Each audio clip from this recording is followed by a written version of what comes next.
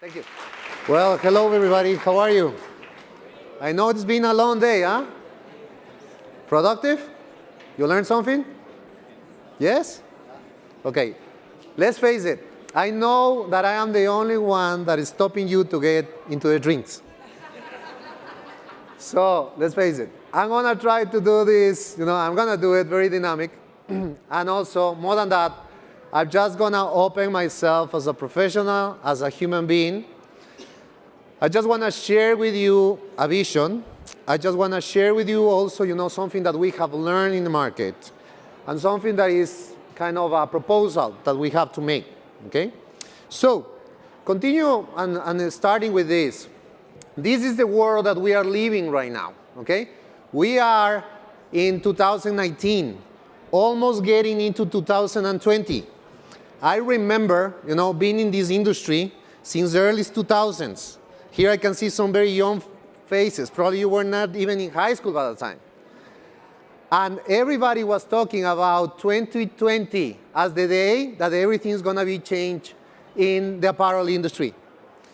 2020 was the day of the total transparency.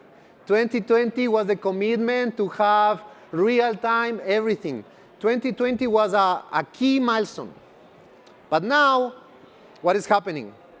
It's almost, even fun to see that it's not 2020. Now it's 2025. So we still have 5 years, okay? So that's good. But the bad thing, is that this world is not waiting for you. It's very easy to change that commitment. It's very easy to change that statement in your web page. But this world is moving with or without you. Because even if your corporation is not doing that change, somebody else is doing it. So I had the opportunity, actually, when I was laying down in a hospital because I got sick, because a lot of different things, to apply for a program in Singularity University. So for the people that just came from that presentation, that really changed my mind. Then I had a chance to, in the same hospital, to apply for a program in MIT about entrepreneurship.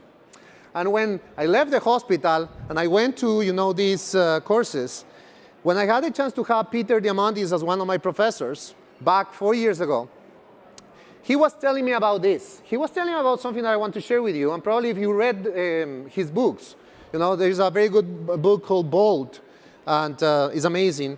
But Peter was telling us that we have two choices. We have the choice, to just decide whether the world is going in a linear way or is going into an exponential way, okay? So let me explain you something the same way that he explained to me. When we say that we're going to give 30 linear steps, probably I'm going to get into, the person that is in the corner of the room. But if we are going to go and we're going to give 30 exponential steps, guess where we're going to go?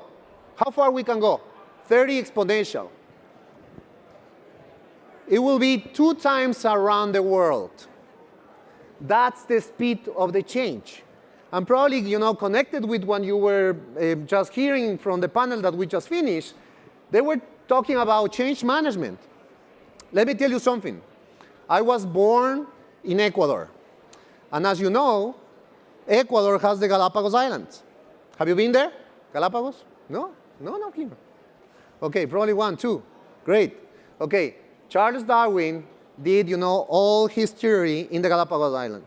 And actually, something that I learned when I was, since a little kid, is that something that he said. And he was talking about change, saying that, the ones that are going to survive are not the strongest ones, are not even the most intelligent ones, are the ones that are going to have the capability to adapt to this change, okay? So what I'm going to do in the next 5 minutes is I'm going to give you some, information, some facts about what's going on right now in the world, just to, getting you into the mood on, this exponential change, this life. I truly believe that this is the most incredible time in our lives to be in a professional. And I truly believe that you, the people that is here right now in this room, can literally change the whole industry. That's why you're here. That's why you are here listening. You are not outside, or not you are even having a drink. It's because there is something, that just hook you here. So let me just show you this graph, okay? This is a very old graph. As you can see, the blue line are the Japanese cameras that were produced, the best cameras. But you can see also this orange line, and that is starting in 2007, when Steve Jobs just launched the first iPhone, okay? Let me show you another graph or chart. You're going to be able to see, in the orange is all the pictures or photos taken. And then you can see in the blue the analog photos. I mean, you can always, last weekend I was in a party and somebody brought this kind of old paranoid pictures, and it was fun, But the thing is that if you are somebody that are producing analog cameras in 2007, I mean, you are facing something that is going to destroy your industry. And I believe, and the reports are there, you can go into the website as easy as that, and you can go into the McKinsey, the Supply Chain 4.0 report. You can go and see the Gartner report. You can see and read the Deloitte report. You can go and see, I was watching to the Boston Consulting Group consultants just talking about, how this digital transformation and data-driven industry is just changing everything, okay? But the funny thing is that the same that happened in 2007, 2008, we are already facing, and we have already met who is going to disrupt our industry. And probably is in this same room, and probably is one of the companies that are there. Do you know who was the one that discovered the digital camera technology? The ones that, were able to take digital pictures? Okay, Xerox, but who was the one, that was the invention? Who was the one that just tried, to do something? It was Kodak. The ones that were involved in the development of the new technology were the ones that just get killed by that technology. Because they had the technology. They had what we call the invention. But what they didn't have. What they missed in order to be alive. Exactly, the culture. They didn't have, that capability to change. They know, probably they identified. They were involved in the creation of this technology. But they didn't have the culture, the people, the team to just transform that technology, that invention into what is called innovation. And that's one of the key learnings that I want to leave you in this chart. People are just getting confused between the terms of invention and innovation. Invention, there is all around. What is the capability that we're missing? Is the capability to just bring all that invention, all that innovation into solve real problems and make somebody pay for that, or just solve that pain, or just bring it into another level. So your main objective as professionals in the apparel industry is not probably to create the technology. Somebody else is creating the technology. Your main goal is to identify, who has the best technology, and then bring the culture, bring the team, do the pilots, get the partnerships in order to avoid, having this kind of experience. You can read about that. There's another company, or in this case, learning that I want to share with you. If you want to know more about what is disruptive, everybody talks about disruption, disruption, disruption. Okay, this is the chart of disruption, When you are talking about going, I don't know where it is. When you're talking about linear growth and somebody is coming with something that is changing, this space between the two lines is what is called disruption, Remember when we have in the fax machines? It's incredible, but still now, 2020, there are some websites that are talking about faxes. Remember when we, have the beepers? Okay? There are still some people. I had my uncle was a doctor at that time, and everything was on the beeper, Remember when we, still we're using SMS, but there are other technologies that are just disrupting because they are coming and they are changing the way we're doing business, okay? Another example that I want to leave it with you in this invention, innovation, creativity is the case of BlackBerry. And this we're going to another thing that I want to share with you. There is a very good book that is called Losing the Signal that talks about, the learnings of why BlackBerry, went bankrupt.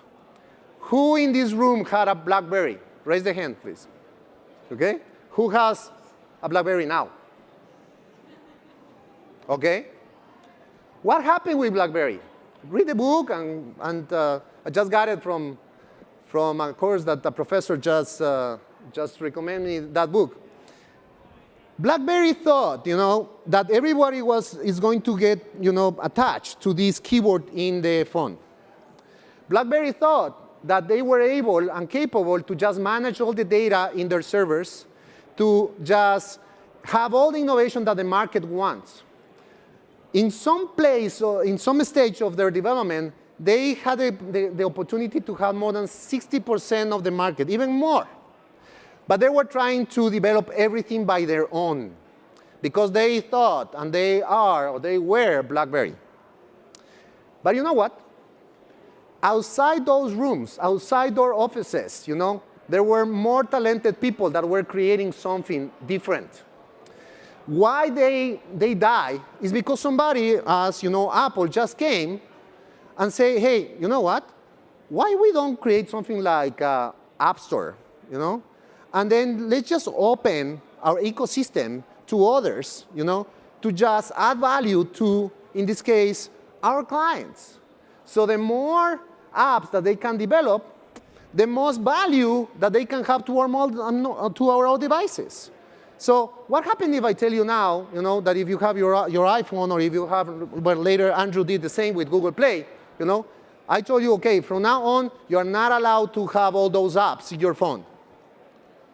Look what is happening right now with Huawei, with all this problem. So what is the message that I want to leave you here? That when we talk about innovation, and we are here because this is calling PI, that is product innovation. If we talk about innovation, we need to also be able to talk about what is called a platform. And we have a problem, because everybody talks about a platform. But what a real platform is. And that's something that I want to learn and also share with you. And I want to finish this first part. Ready? We're not going to the rings, okay? I want to finish this first part of the presentation with the last example of this, that is just opening the door to other things that I want to share with you. This is real data about Netflix and Blockbuster. Everybody thought, especially the people in Blockbuster, that they were last forever. Actually, in the 2010 investor report, it was a message, saying that we have seen from Blockbuster, we have seen some new technologies in the market, but we believe that they do not represent a threat for us. Actually, the CEO of Netflix wanted to talk with the CEO in Blockbuster in 2005. But this guy was a young entrepreneur, nobody knows about Netflix. And this guy was the CEO of Blockbuster, so he says, no, I'm busy. But then, in 2011, guess who was trying to talk with who? Okay? And he didn't receive it. Okay? So this is something that happened, but these changes are something that we're facing more and more. And I can, keep 2 hours more talking about this kind of examples. So what I want to tell you is that this world is moving really, really fast. And I know that probably we can have other sexy topics to talk before, in a Monday, almost afternoon, night. But I want to show you something that hasn't changed for the last 30 years. And this is a picture that, has been with me for something like 3 or 4 years. This is a quality inspector performing an inspection, okay, for $100,000 merchandise, And this guy is using digital camera, pen, and paper. That's the reality of the quality inspections. And if we go and talk about audits, it's also the same. We did research with the Sourcing Journal last year, and around 70% of the quality inspections performed in the apparel industry are still using digital camera, pen, and paper. So do you believe that there is a space to innovate? Do you believe that this industry deserves to change? Do you believe that you can help, to do something with this? Of course. I mean, it's not a matter of whether that's going to happen or not. It's a matter of who's going to win this race and who's going to jump into the train. Because it's going to happen. So just to go into some history about what has been the development of quality inspections, I mean, in 1989, especially when China opened to the world, we started with this transactional stage. I mean, you have this inspection driven. So it was pre-production, during production, final random inspection. Everything was inspection, send inspectors, send inspectors, send inspectors. So it was this policeman approach. Because you don't have visibility. You don't know where the inspector is. You don't have anything. So, I mean, the only thing that you can have is send somebody to see it for me. The second, stage started in 2004 when the people say, no, it's not a matter about quality control. It's a matter about quality assurance. So we have to go deep into the production chain. We have to go into the raw materials. We have to develop these vendors accreditation programs. We need to, create this. And it's good. But let me tell you something. We have already identified the third wave. And the third wave is talking about partnership. Partnership through technology is a wave, when we don't talk about control, we talk about empowerment, we talk about accountability. And right now it's possible because we have the technology, we have the inventions there in order to bring real transparency, real traceability into your production chain, with the help of many companies that could be there and many technologies that are there. Because we can face, this transparency in the supply chain. So, are we talking about digitization only? Everybody talks about digitization, and this is digitization. Well, let me tell you something. In Inspectorio, we believe that it's not about digitization anymore. We believe that by 2020, digitization should be a commodity. If you don't have at least a more basic app or the more basic tool to digitalize your inspection and other process, you are way behind. Right now, the objective is not digitization. We now are facing a higher objective, and we need to face that, and that is moving to a data-driven quality approach. It's not about only how you can digitalize that data. It's to have access to that data and what you do with that data, how you fit algorithms, and how those algorithms can help, to other members on your ecosystem, other members in the industry to just perform better. Because we believe that technology is a tool that empowers collaboration. And technology is here to help you, to help your factories, to help your vendors, to help your third-party inspection company, to help anybody that is in your quality ecosystem to perform a better inspection execution, and for you, brand or retailer, if is that your case, to just have everything in real time. And that's something that is not a dream. I mean, let's face what is the problem, that we have identified. And if this is a problem, stay. If not, probably we can go and have a beer. But this is the problem that we're facing. The facing is, your factories are performing quality inspections. How? Digital camera, pen and paper, or probably a picture of, the chart that you just sent it in Word. And then the vendors are performing quality inspection. How? Or how you see that information? In an Excel file? Your trading company or third-party inspection company is performing a quality inspection. How?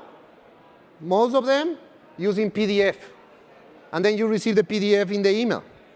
And then probably you do have your team of inspectors, and they are performing using any digitization tool, or some of them PLM system as well, that can give you at least some level of digitization.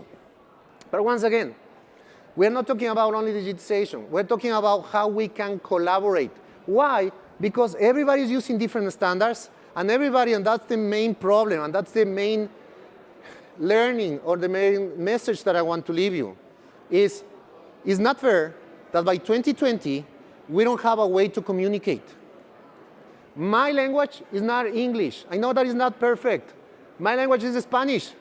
But in order to be here, I had to learn English. because that's the rule. Somebody mandate me. And I couldn't be here without English.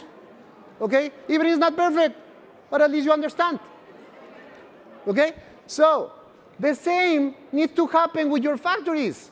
The same needs to happen with your vendors, with your third-party inspection companies, with whoever is performing inspections or audits in your behalf. Because if they do not speak the same language, how you're going to be able to communicate and just share that information?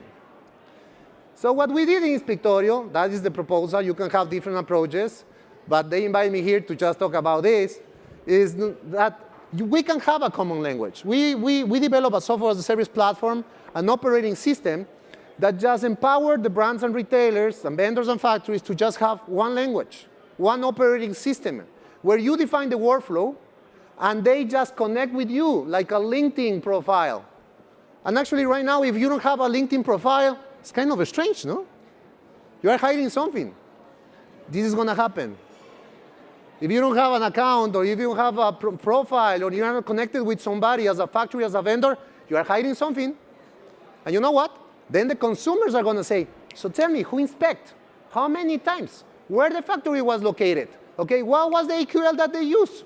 What was the environmental standard that you used? What was the social qualification that they have? Who else produced in that factory? Because the new generation, millennials, they know that that information is right now available. But our brands and retailers, the ones that are not ready. But let me tell you something. Somebody's going to be ready. And those are going to be the ones who are going to win the race. So what is our proposal is that if people are talking about transparency, the only way to talk about transparency is empowering collaboration, is using technologies.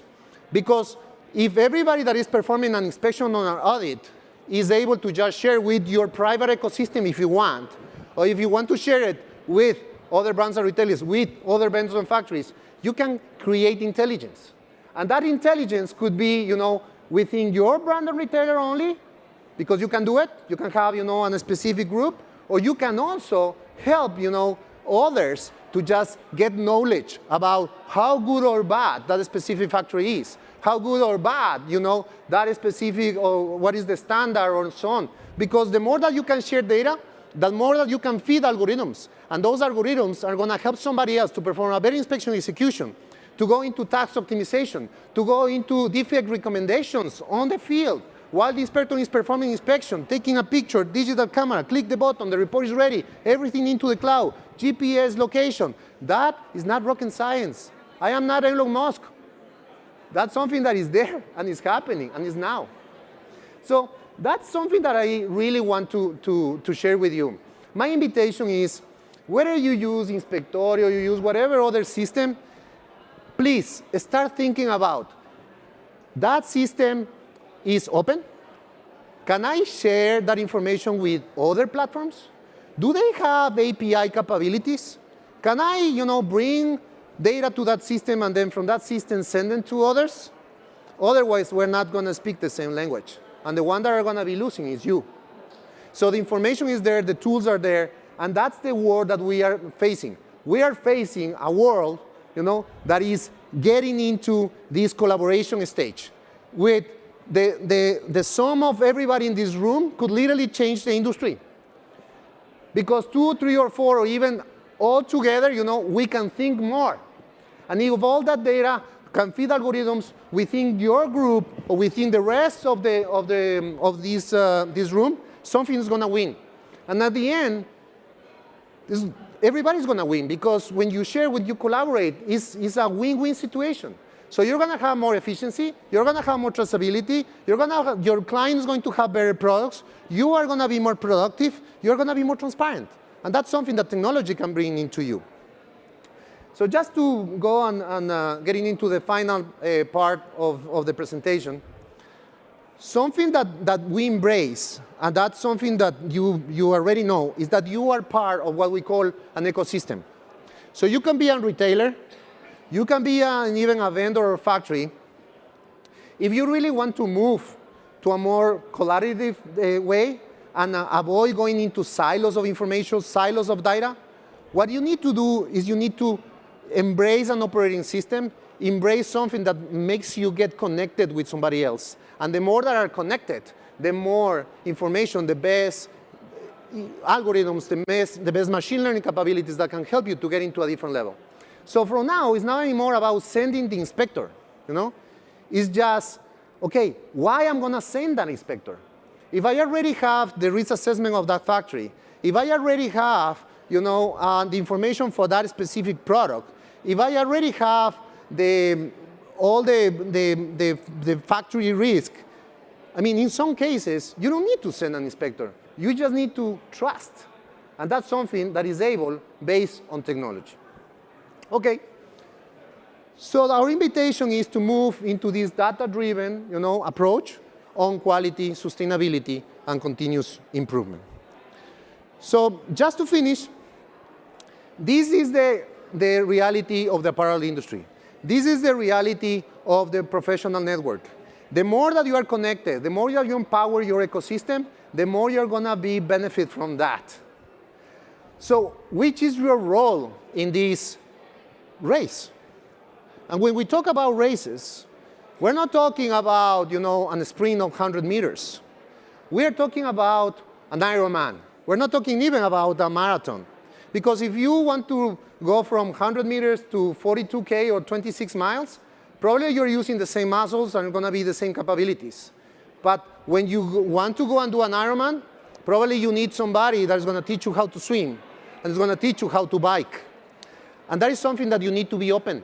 If you're a good runner, if you're in sourcing, you need to go and bike. You need to know about quality. If you are a good biker, you need to go and learn how to do the other sports, because that's something that the collaboration that we're going to get.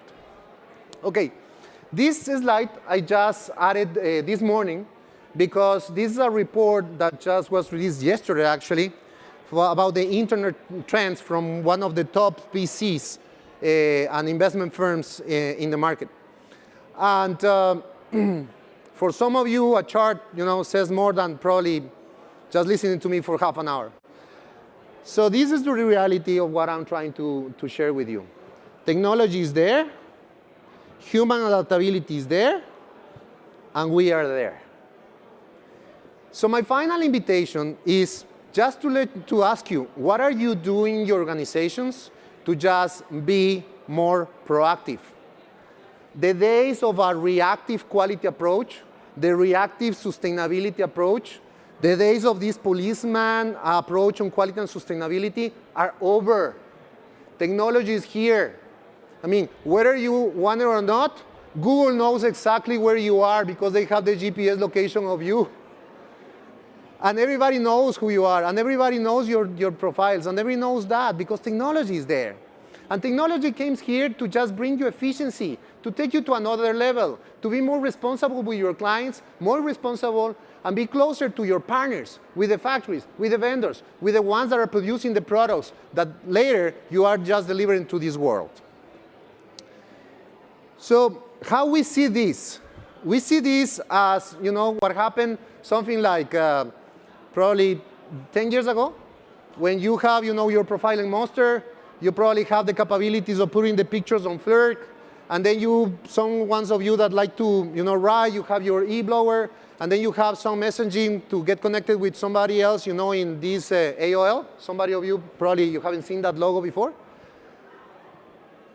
We believe that quality, sustainability, and continuous improvement in the apparel industry needs a producer network.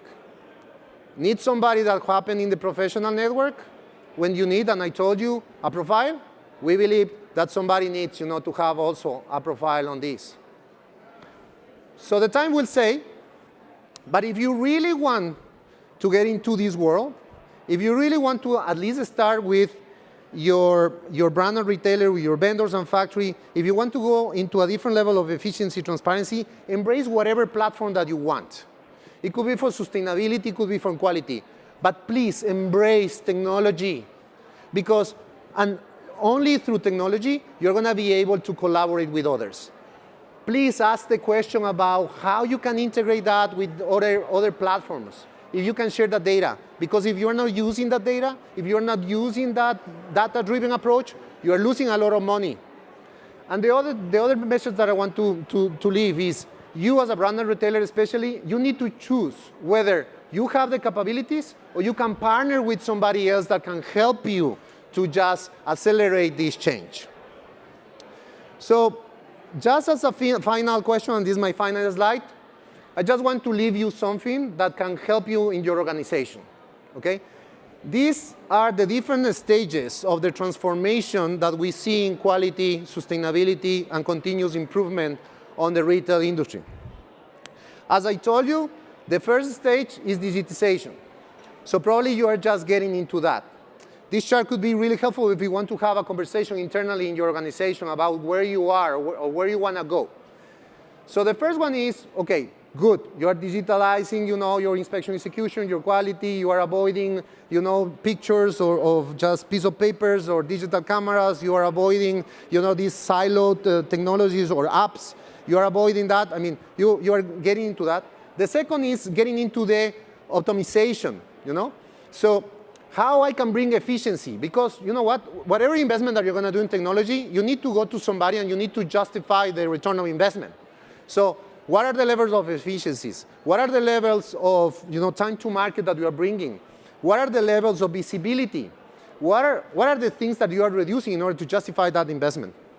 And then the third one is getting into more this automation about the industry.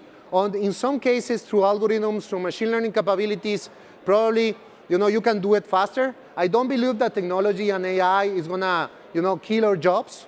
I truly believe that it's going to enhance our capabilities. It's the same that happened with Industry 3.0. It's the same that happened with the printer. I mean, you need to adapt and you need to learn something different. They're not going to kill you because you need to adapt to that. And then finally, something that's going to happen, for sure is not going to be 2025. I believe that's going to take more time. But we're going to have an autonomous system. And then something that you will have is the capability to analyze that data, to just put that technology to work to you. So there are different capabilities, different skills that you need to develop in order to just being able to raise this Ironman. This Ironman that is called Industry 4.0. So if you decide to, raise 10K into this path to your Ironman, start changing your habits. And if you decide to stay here, and in the next 5 minutes, probably go to have a drink, just decide to be a person that makes things happen. I always finish when I have the opportunity to be with, such an audience, telling you something. A mentor 20 years ago told me, Fernando, there are 3 types of people in this room. The one that makes things happen, so is you are industry leaders, you are being able to be here, you are blessed to be here, you have the time to be here, you really want to learn, you have everything to just transform whatever company that you're working with. So first group, the people that make things happen. The second group is the people that just see things happening. So those are the people that are going to ask you, how was the conference? It was okay, okay. But we're not here. Or probably they're just waiting for you because they just want to see what happened. So that's the second group. You are not because you're here. But the most pathetic one is the people that doesn't know what happened. It's the people that just suddenly, every December 31st of each year just says, oh, how fast this year has passed, no? Wow. So new technologies, new something, new everything, but you don't know what happened. Okay? So, please avoid that people. Please, please avoid that people. And just keep doing it. Just keep trying to transform the whole apparel industry. So thank you very much for this. It's been a pleasure to be with you.